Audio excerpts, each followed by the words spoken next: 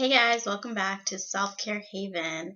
Today I'm going to be talking to you about a abusive tactic known as stonewalling, and this is a favorite of emotional abusers, especially narcissistic abusers or sociopathic abusers. Stonewalling is often not taken as seriously because we tend to think of it as that person just got angry and they could continue this discussion. But when it happens repeatedly over time, it's a way of managing your emotions, managing your expectations, making sure that you don't feel the right to feel what you feel or express your emotions. So you will find that most emotional abusers use stonewalling as a tactic to silence you and to make you feel small and to make you feel invalidated so that you no longer come forth with any of your emotions, your thoughts, your feelings, your legitimate complaints. It just allows them to escape accountability and enables them to continue their abuse while making you walk on eggshells. So some concrete examples might be you're having a discussion with a person who's narcissistic, and you've had this discussion many times before. It's about, let's say, their condescending tone when they talk to you, right? So you start to tell them, I'm really getting really frustrated with the fact that you talk to me in a very condescending manner, and I don't think I deserve that. Their next response will, it could be a variety of tactics. They could use word salad, which is just like circular logic and just like insertions of irrelevant things that don't really make sense. Or they could use projection, gaslighting, where they deny or minimize what they've done or said. Or they might tell you that you're the one who said or did something that was condescending and that you're the condescending one, you're the narcissist. And this could go on forever, right? But sometimes, depending on what type of narcissistic abuser you're dealing with, some might be more prone to using stonewalling than others. But many of them do use it as a way to say bye.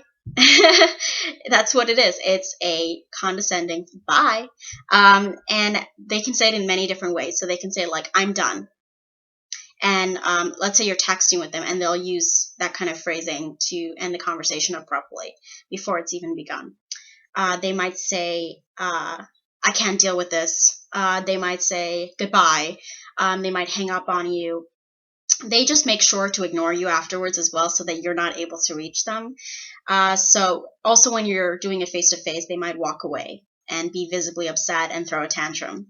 Mentally and emotionally, they're kind of like 5-year-olds. They can't handle a normal discussion about your emotions or feelings. So it actually trains you and conditions you to make you feel very anxious about ever bringing anything up. And how neat is it, isn't it, for them to escape that kind of accountability for their actions?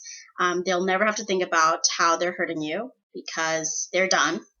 Goodbye. This is the end of the discussion. This might be even the end of the relationship or the interaction itself. And so stonewalling is a very, very cruel but effective manipulation tool that anybody can be susceptible to because it makes you feel like, oh my God, I've done something to hurt them. And if you're an empath, it's really incredibly hard to deal with stonewalling because you feel like, oh my God, have I hurt them? Like, what can I do to fix this? If you're a people pleaser, if you're a fixer, if you grew up codependent, you're not able to process that in the same way that perhaps people with healthier boundaries can. So you might think to yourself, oh my God, I did something to hurt this person. I need to fix things. Like, this just can't. I don't like conflict. Like, I need to go back to that person. I need to explain to them, like, I wasn't trying to hurt them. I just wanted to express myself. And that's your thought process, right? But the narcissist is just like, that one, because they love the last word. So even when they're stonewalling you, they'll try to get the last word in no matter what. Especially when they discard you, they'll try to make sure that they're the ones that have that last word.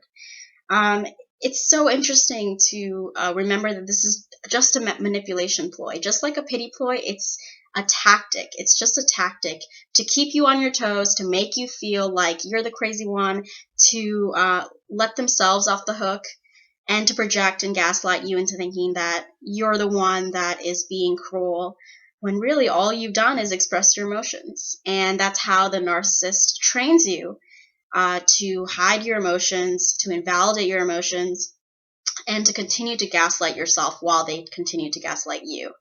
So there's two people involved, because you're also being trained to think of yourself in a way that's like, my emotions are not valid, my thoughts and feelings are just extreme, they're obviously not accurate. And it can be so, so devastating to be thrown into that cognitive dissonance where you have these kind of two conflicting realities, where I know he or she said or did something that was incredibly inappropriate and hurtful, and I want to call them out on it, but at the same time, they're stonewalling me and they're gaslighting me and they're saying that I'm the crazy one and that I have too many emotions, or that I'm too sensitive, and it just can become so, so hard to understand which reality is the one that's true.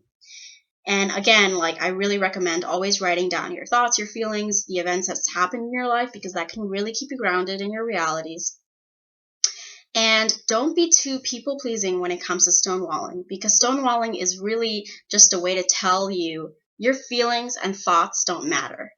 So anytime someone stonewalls you, whether it's an abusive relationship, whether it's another situation, maybe with a family member, just remember that's just a way to communicate to you that your feelings and thoughts don't matter to me and I don't care.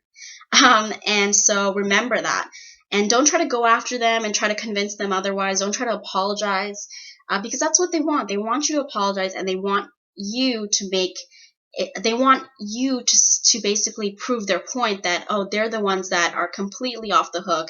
They didn't do anything wrong. It was you that has the problem, because you actually have thoughts and feelings and emotions like normal human beings. So yeah, I hope that puts it somewhat into perspective.